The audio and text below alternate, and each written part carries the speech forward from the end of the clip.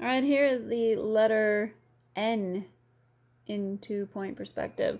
We are going to draw on our horizon line and use where they meet up along the edges as our vanishing point, and we're going to create a block. And this is going to determine how tall our letter N is going to be. So let's create the left side by angling towards the left vanishing point, maybe about that far back in space. And then we need more room on the right, so angle towards the right vanishing point. I'm going to draw it on this side so it's a little bit wider. There we go. We know how tall and how wide it's going to be. Here's our hinge.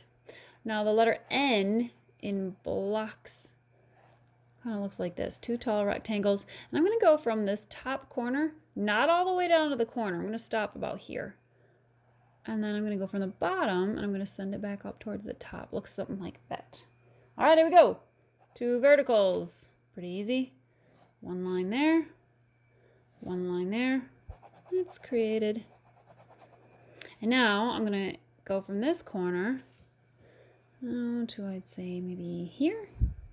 And I'm going to keep my ruler at the same angle and slide away until it hits this bottom corner and draw it back. There, served its purpose. Now I need to erase. No Frankenstein letters. And this is not part of our letter, so we got to get rid of that. But this bottom piece is part of our side. We're going to be able to see underneath there, so we're going to keep it. All right.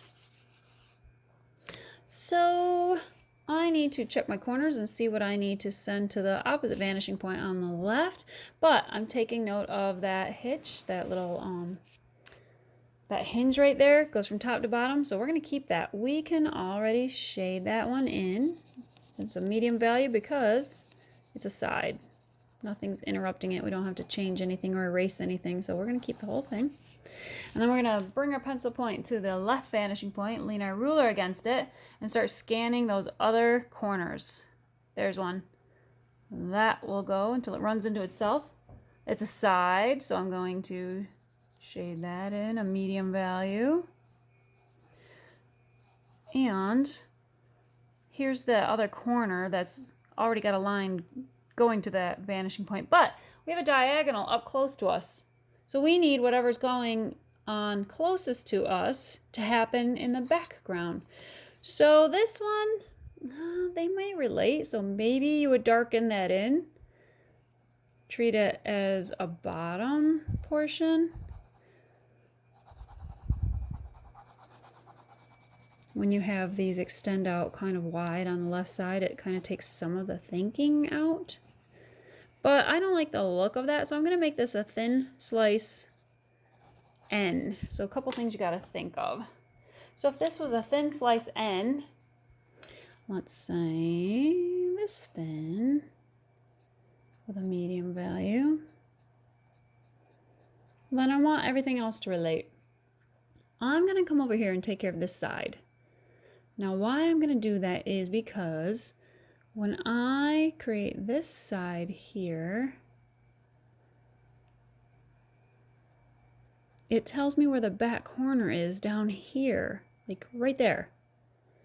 There's the back corner so that they'll stack up, top corner, bottom corner. But what I need to do is match this angle that's closest to us. So I'm going to put my ruler along it. I'm going to slide away until it runs into that dot that I made. That's the back corner. And I'm simply going to draw a line in and shade that in nice and dark. Just going to fill that all in. And then I would get rid of the rest of this. And the rest of that. And the rest of this. Do a much neater job erasing.